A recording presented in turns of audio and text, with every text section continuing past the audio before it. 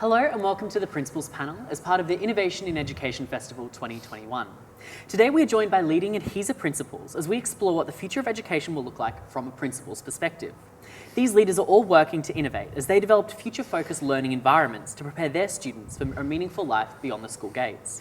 Today we're joined by Donella Beare, the principal at St Stephen's School, Alec O'Connell, principal at Scotch College, and Marie Perry, principal at Methodist Ladies College.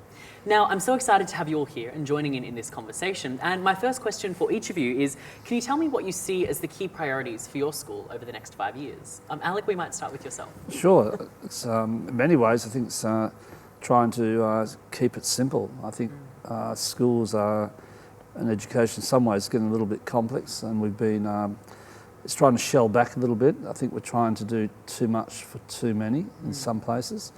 I think COVID showed us a little bit of that, to really focus on what matters. I mean, if you look at why parents choose a school, they're usually choosing it for good quality teaching and learning.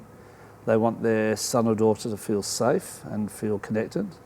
And they want a school that offers an array of other opportunities outside the classroom.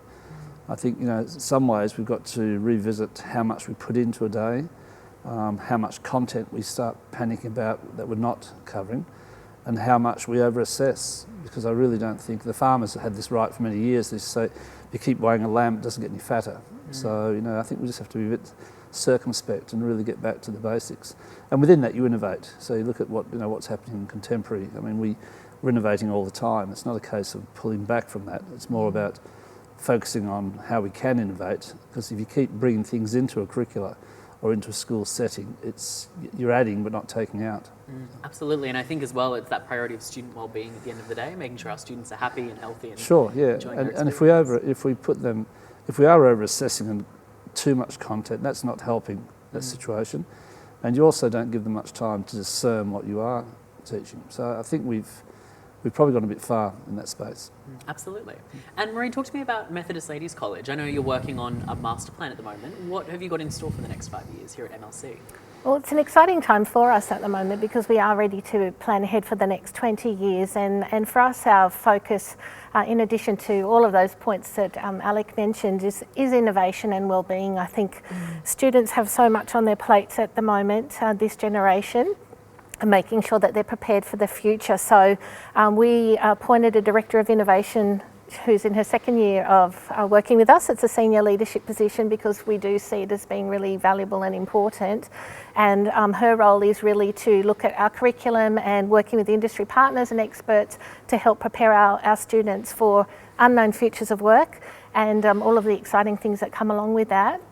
And dovetailed in with that is the well-being of our students. They, as I said, they have, when I look back at the same age of what I was doing at their age, it's just extraordinary what they have on their plate. So really trying to look after their well-being, helping them to be confident, capable, but giving them all of those connections through our innovation projects so that they are prepared for school after they after they leave us here at school. Absolutely, and I can see that for students, the more they feel prepared, the better their well-being and their mental health becomes because of that. So it's a real balance to strike there. And Donella, at St Stephen's, what are you focusing on over the next 5 to 10 years?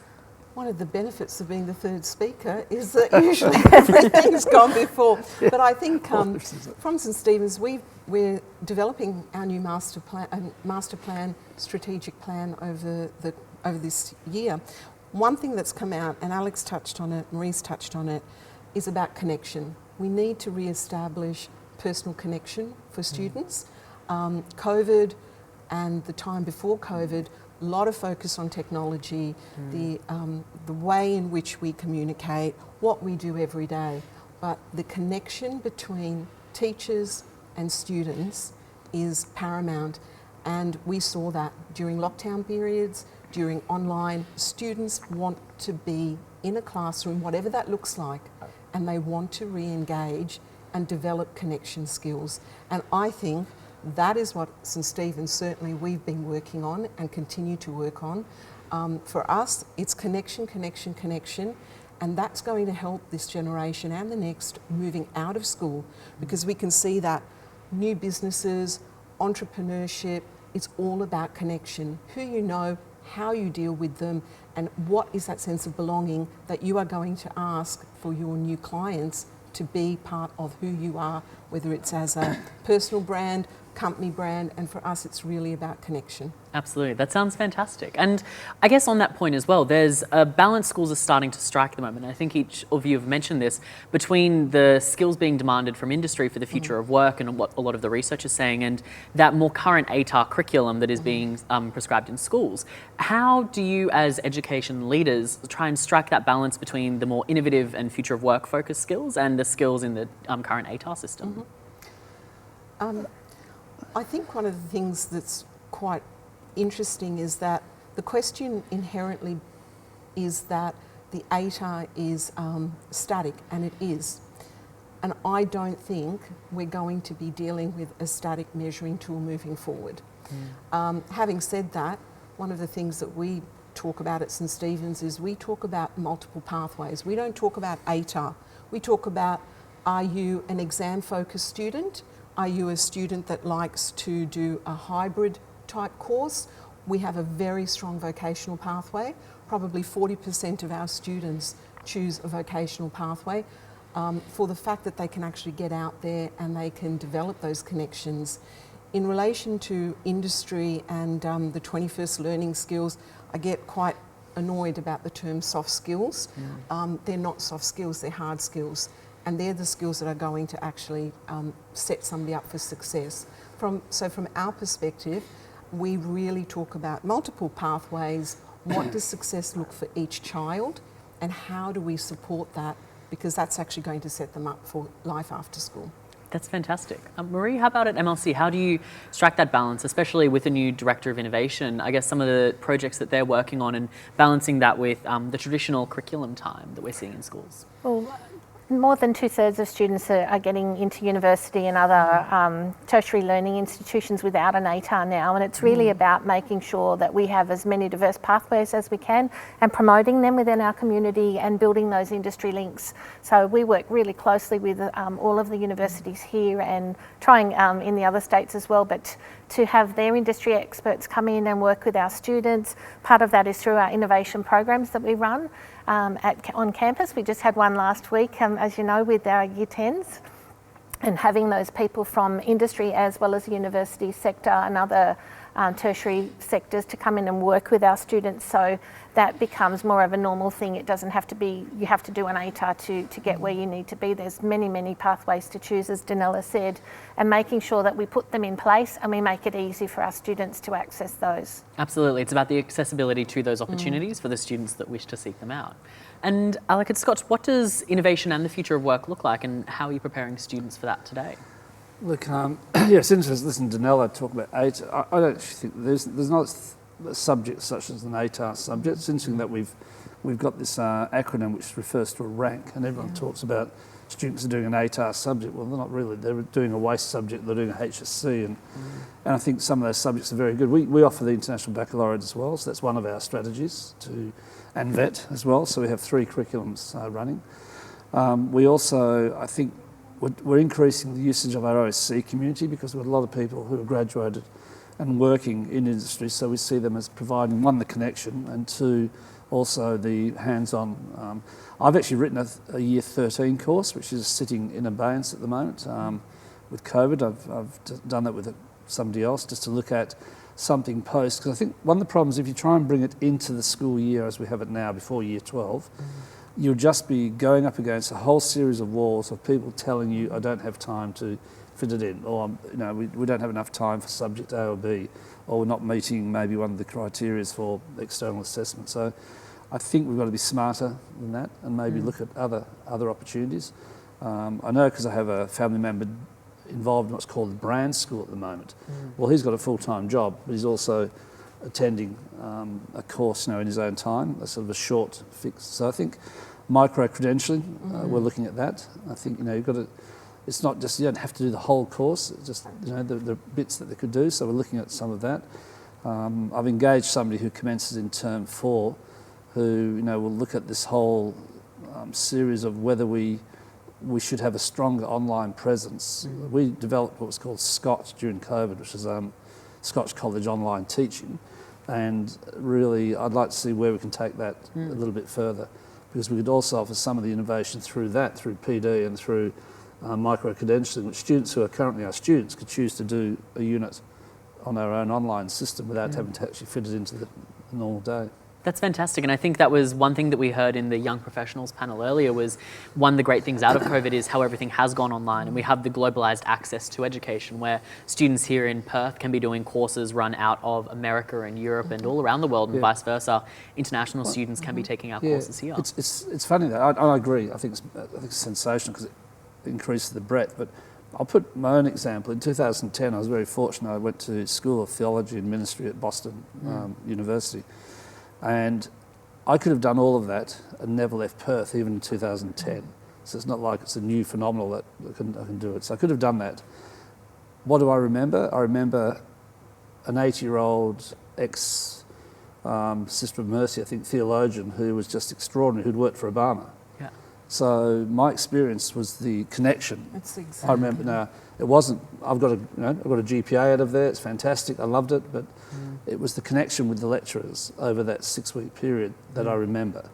I can go to Harvard tomorrow online in most places. So I think it's getting that balance. You know, it's and you can still make contact with the lecturers online. You know, you can do, but I think there's something different. And what you're trying to for the students as well.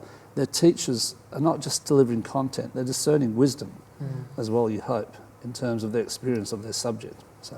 Absolutely. And I guess on that thread, Marie, I'd love to get your thoughts on the fuse between the digital and the physical worlds in school. We've seen over the past 50 years the increase in technology in our schools. I mean, we've gone from having chalkboards in classrooms to now students working with iPads and augmented reality as early as the junior years. From an MLC perspective, how do you see technology complementing a student's learning experience now and into the future? I think it's a really, really important part of what we need to consider. We look at our digital natives that are coming through now, Gen Z, they don't know anything different and they're going to go into a world, if you look at the rate of technology change, it's so quick and it's going to continue to move quickly. So making sure that they understand how to utilise technology as part of their life to enhance what they're doing, not to take over everything that they're doing. So it's really about enhancing their learning, enhancing their quality of life. But for us at school, we've had students through COVID online and finished year 12. We had 3 girls graduate last year from overseas. They continued the whole way through the year online, and we have some that still continue. I know that the girls, when we had our first lockdown, they were very excited to go online. They thought it was going to be fantastic. And after a couple of days, they were craving that connection with their friends and their teachers. So having that blended approach, I think, is really important. Having the blended approach allows students who are quick and can get through content and other materials quickly to work at their own pace. It helps us individualise their learning, and students who need to go over things a few more times can go back to those resources. But it gives them flexibility to be taught more as individuals rather than teaching to the core and teaching to the middle. So we're always looking at what the latest and greatest is, but we always look to see, is it here to enhance what the experience is? And if that's a yes, then we'll go ahead. Yeah. I actually just want to expand a little bit on what Marie said. Absolutely. I think the online experience for some students, particularly for some of our students who might be suffering certain mental health issues, it gives them that ability to feel successful, to be able to take control and not to feel overwhelmed. And I think that's really important in the technology aspect. I think it's become even more apparent over COVID. But for our other students, we're a BYOD school, have been for years, and other students, though, it's the connection. But it really is about tailoring what is the best fit for that individual student. And that doesn't mean, in our case, we have over 2,000 students, we're going to have 2,000 different programs. No.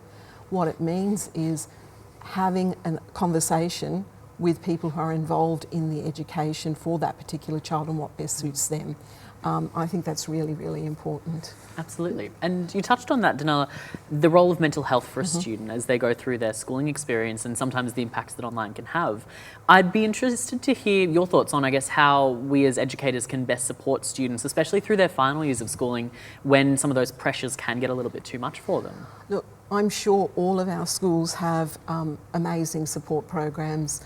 We run what we call an EDP program, which is an emotional development program, particularly in our senior years, and that encompasses a whole range of different things, from meditation to physical activity to reflection time to discussion to just some time out.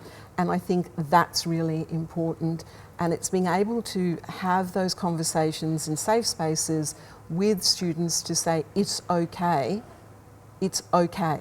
Everybody is different, everybody learns differently.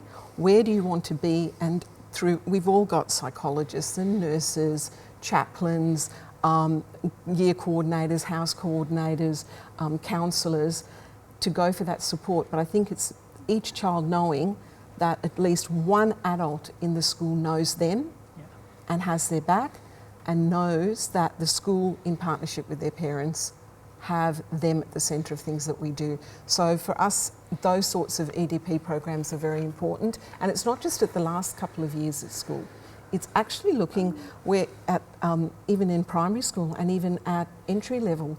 I'm sure Marie and Alec would be able to discuss a bit more, but we're seeing younger students coming into our early years who are dealing with issues that I certainly didn't deal with and my children didn't deal with, and how we're supporting their parents through that journey. And I think that's a really important aspect if we want to talk about holistic education and we want to talk about supporting for mental health through school. Absolutely. Marina, Alec, anything to add? I think I absolutely agree with everything Donella just said, and the pressures that young people are under now, because they're living in a very heavily digitalised world, and the pressures to be on social media very young, and you know, that has a lot of great benefits, but it also has some downfalls for young people who are still learning their way in the world and developing that maturity. And I think programs like we have last week, where you know, someone who, such as yourself, who ran the program with the girls, you're not that much older than them, and you're showing them how to build a digital brand and what that looks like in a real context for someone who is of a like peer relationship to them. So that gives them another tool to look at what's important for them and not just to go with the flow with everybody else. Absolutely. I think with the other, I'll take it from a different angle, because I think we've all got similar programs, but I think in the macro level, I think part of our problem is that we're doing too much for the students. Now, I attended a school launch in another capacity just last week, amazing, CEDAR, which is now an independent school in WA. So when one of their students gets a placement, they were told that they're to be in Mandurah at 9 a.m. Now, we would probably have a busload of support mechanisms, checks and balances. They're just told where the placement is, and you have to get yourself there. It's part of the course. So I think we have to do, resilience is something you build up through experience, and the world's not perfect. So I think we could do more in schools in terms of that independence, because I think that's really important. I think the discussion about perfection, there's no such thing, and I think the digital footprint for a lot of our young people, if you're not a certain image or you haven't achieved something by a certain time, you can be led down the path of thinking that you failed. Well, we've all failed. You know, you need to understand that failure is actually really a good gift, and how do you turn it into success? So I think we have to, at the macro level, look at some of those. You know, just continuing to increase programs and sessions, etc., is important, but maybe we're missing some of the key. The other thing as well, which is interesting to talk about, different pace of learning. The one thing we're still all talking about, all this talk about innovation and new program, are all happening within the construct of a model that actually was designed for the industrial age. Learning. Now, so really what we're doing is we're not talking about actually is the structural model correct. You know, it was there to get the masses through education as quickly as possible with an outcome of knowledge, you know, which was important for that time of society. Well, things have changed drastically, the amount of information that's available, but we're still doing that. So we're still convinced that ringing something every, well, it doesn't matter, it's 40 minutes, 50 minutes, whatever your period of time is, we never in our work life will go to work and somebody ring a bell. It certainly hasn't worked today for me. You know, the bell would have been 5 minutes, 20, 30, you know, doing different tasks. So I think we've got to still come back to it's a bit the Ivan Illich stuff in the 70s about deschooling society. You know, where are we really sitting? Because we're all pretty well the same. You know, we're doing different things, but we're doing different things within the construct of a very aged model. But it's hard. It's very hard. Yeah, all schools are under that pressure Exactly. to try and prepare the students for this unknown world of work within a very antiquated model. Because whether we like it or not, we're also here to ensure that the economy keeps ticking over, hence the construct. Yeah. Because if we really were to open up education, that all the evidence says that we should be doing X, Y and Z, we know that we're not going to be able to, because there's got to be a place that children have to be between certain hours while parents, guardians, carers are working in whatever way, shape or form that looks like.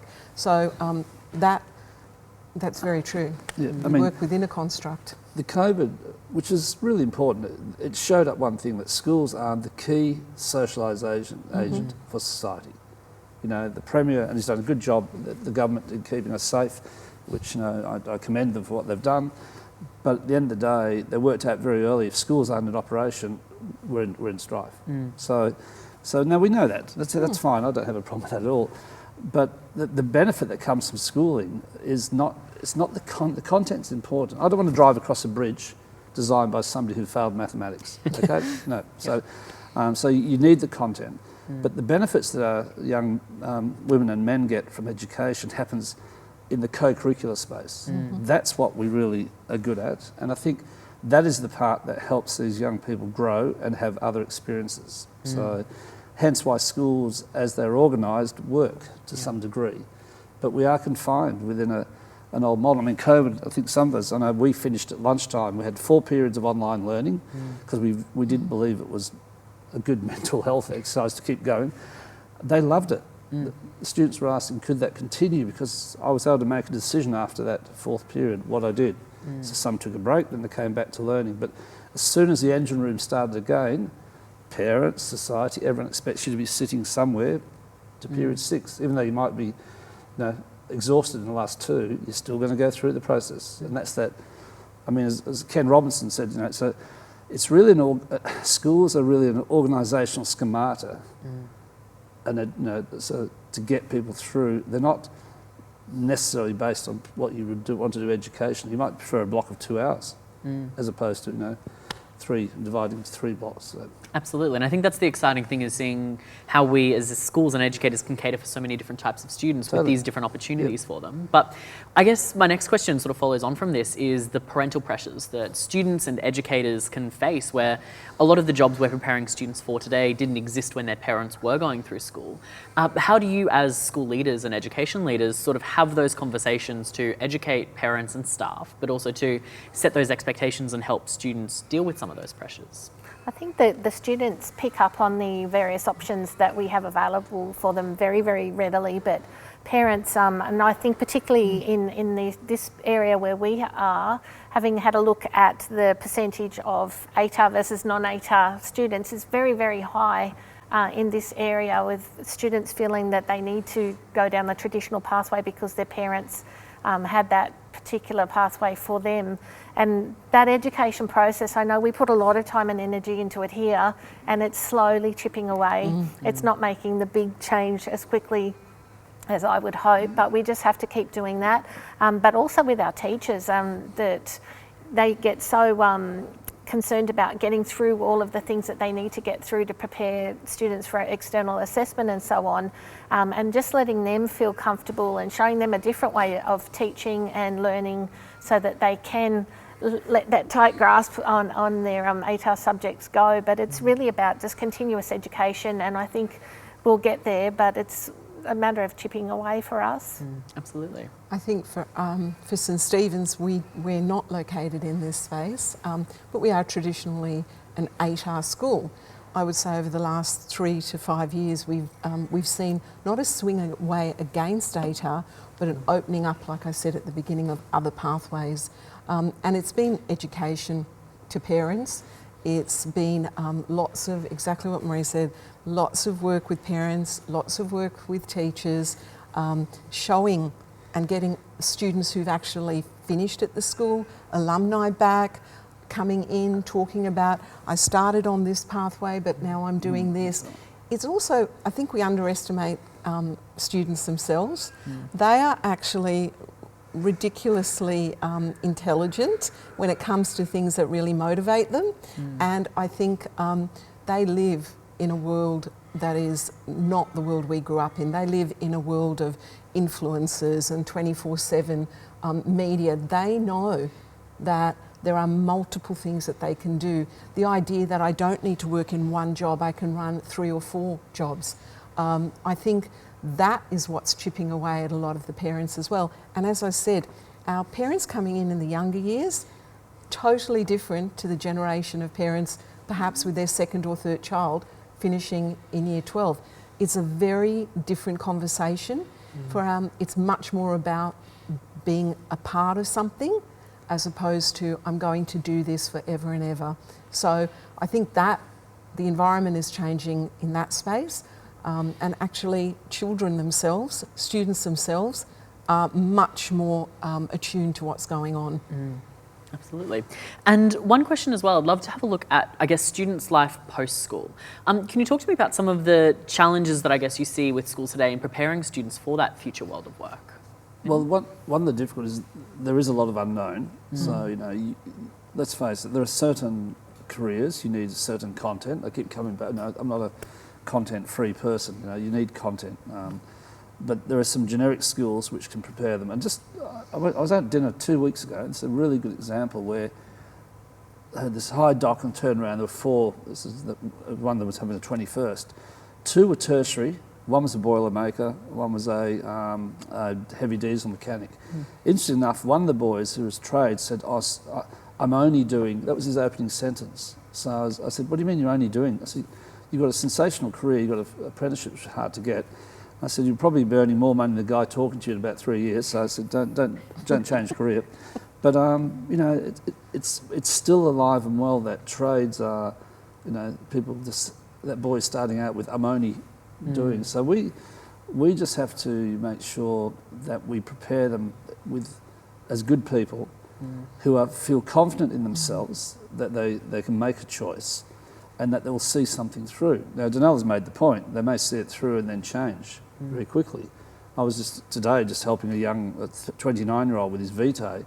He was a life coach and about 4 other things, and he's just gone back to do phys ed studies. He's finished his Master's at Melbourne Uni and he's ready to teach. He's 29 and he's had a really great set of experiences. So, you know, if his school where he graduated from, if they prepared him to have a go at things and feel confident, then they've done the job. Because there is so much unknown out there. I think it's also about exposing young people to lots of different people with lots of varied pathways and showing them, we're really, really careful about when we have guest speakers come and talk to our girls that it's not picture perfect, I did this and this and this and now look at where I am. It's really important for them to hear those stories because I don't know anybody who made it in whatever they chose to do that didn't have setbacks and knockbacks and so on. So, you know, they need to learn that it's okay to try things. It's okay when they don't go well. It's okay as long as you can dust yourself off and go again and find your pathway. There's no one perfect way for them, and the more stories they can hear like that, the better, I think. Absolutely. I always talk about graduate attributes, and for me, it's about the person. I want to see people who come out of St Stephen's School being honest, hardworking, understand that life throws you curves and how do you deal with it. To know that not even the people you think have it all, nobody has it all, and it's how you get through that. So for me, and I hope for our staff and for our school community, it's actually about the person. Everything else is great, but if you can come out saying, I'm an okay person and I will do okay in whatever way it is, and I might stumble, but I know where I've got to go to get help, and I pick myself up and I keep going. It's 100%. I know for me, I have the pleasure of talking to a lot of students across the country and around the world. My number one piece of advice I leave them with is be a good human. It may sound simple, but a smile and a positive attitude and an open mind is going to take you some really fantastic places. I guess having a look at life post-school today, I know one of the things that has been in the media a lot is early entry offers for students going into university and them getting them before they even finish their Atar studies. How do you see the role of early offers in schools now and also into the future? I think it's a really good example of why we don't need to have an ATAR system for students to succeed. When you can offer at the end of year 11 and those students will go on and do well, that's great. It takes, for our girls, it does take a lot of pressure off. They still work hard and they still want to achieve their very best, but it takes the pressure off them and allows them to really continue with all of the wonderful co-curricular and extra activities, the service to community, all of those really important life skills that they develop in a school like ours. So I think it's fantastic, and I see it as a first step towards, if we can do it for these 2 years, why do we need it at all? And look for ways to allow our young people, especially in year 11 and 12, where they're so locked into having to study certain content and exams and so on, to let them actually learn for the sake of learning and try lots of things, the micro-credential courses, rather than a 2-year lockdown having to do X, Y and Z and that many assessments and so on. So from my perspective, I think it's a good thing. I don't think we're having the discussion about ATAR for too much longer. I think that will hopefully just fall off the cliff somewhere. But the reality is, at the moment, and I've just finished having lunch with every year 12 over the last 3 weeks to see how they're tracking. And I've asked them that question, do you feel you've taken the foot a little bit? And I'd like to be more Pollyanna and think that the answer would be no, but the majority were yes. Not in a massive way, but they just said it just relieved a bit of the pressure. Now, is that a bad thing? It's probably a bad thing for anyone out there panicking about the annual league tables, because they'll be worried that may have an effect. Well, anyone knows me knows that's not going to keep me awake at night. So, but I think there is a bit of that. Schools are worried that what would be the perception if we drop slightly in that spectrum, because unfortunately people do make choices based on that, which is a whole different problem we have. But I mean, if they've had through that, if they've dropped a little bit of pressure and they're doing more co-curriculum and maybe investigated something else and they've finished the year in a better frame of mind, have we really lost? I know a lot of colleagues won't agree with this. I know there's a lot of angst. Let's face it, the universities aren't suddenly missionary organisations that have done it because they love it. It's because they need people in the door. So they're not, it's not driven by some altruistic, it's driven by, I need to get people in the door. So we know that. But I've held a view for many years that we should be left to educate, and if the universities want a Scotch boy, you work out how to get them. And if you want to test them or what have you, and just let us educate them. Now, many years ago, and I didn't go through this system, but you had leaving matriculation. You chose. So if I was a student, I just wanted to finish my leaving, then I did that paper. If I wanted to go to university, I did a second paper set by somebody else. So my view is that universities, you work out who you want, we'll educate, and that will allow us more flexibility in what we do and how we do it. Absolutely, that's fantastic. I would say exactly the same. I mean, last year everyone was worried about students taking their foot off the pedal, and our students who were expected to perform how they were during the exams performed exactly the same. I think it just gives you a little bit of, for a student, a bit of time to breathe. We had no evidence to show that it made any difference. That's fantastic. And now one final question for you all. You're all incredibly successful educators in your own right, and as part of your roles have the pleasure of, I guess, getting to see what's happening in the education space across the state, across the country and internationally. What advice would you have for any of our audience, educators across the country and around the world that are looking to innovate in their schools and in their communities and try and prepare their students for this future of work? What advice would you have for those educators?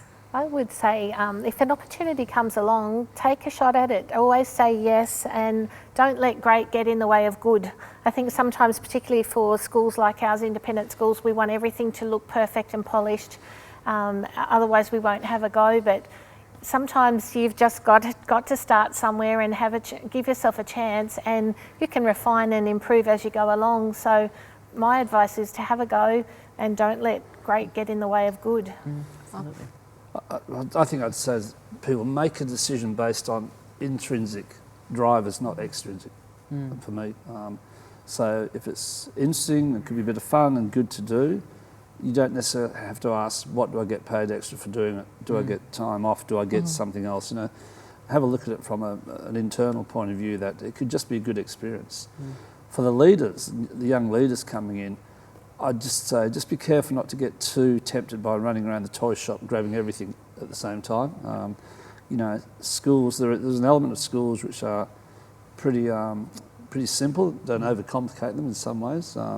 Look at what you want to achieve, make sure it's strategic in your thinking, not just running around like a menu. You know, if you have a menu and you go shopping, you do a better job and you're more discerning. If you haven't got a menu in your head, you run around just chucking things in the trolley in the hope that at the end it may turn into something good. So I think there's a temptation with that, because we're all trying to look at where's the next bit of uplift for schools. So I would just say to leaders, just be discerning before you take things on, you know, and just think, does it suit your context? That's the important thing, because, you know, the context of all of our schools compared to, I mean, we're part of AHESA and also ASWA, and we have so many different schools ranging from desert schools through to big private schools, through to Christian schools. The context is so different. So the decisions you make as a leader, whoever is making those, just think about where you're working and what you're doing first. Absolutely, that's fantastic advice. I would say for staff members, have a go and fail big. If you're going to have a go, be prepared to fail big, and that's okay. You learn more out of that sometimes than having everything go the way that you want it to. And for leaders, surround yourself with people that are so much smarter than you are, because I tell you what, you need that group of, you all have to have a goal, and you've all got to be on the same page, but you need to have different skills. And for new leaders, join collegial groups and get some really good mentoring. Fantastic. Well, thank you so much for all of you for joining us today. And to our audience, I hope you've enjoyed this snapshot, hearing from some leading educators here in Western Australia, sharing what they look forward to in the future of education and some of the trends they're seeing in education today. We can't wait to see you all for more discussions just like this at the Innovation in Education Festival in September. But for now, thank you very much to our principals for joining us on the Principals panel. Thank you. Thank you, Scott.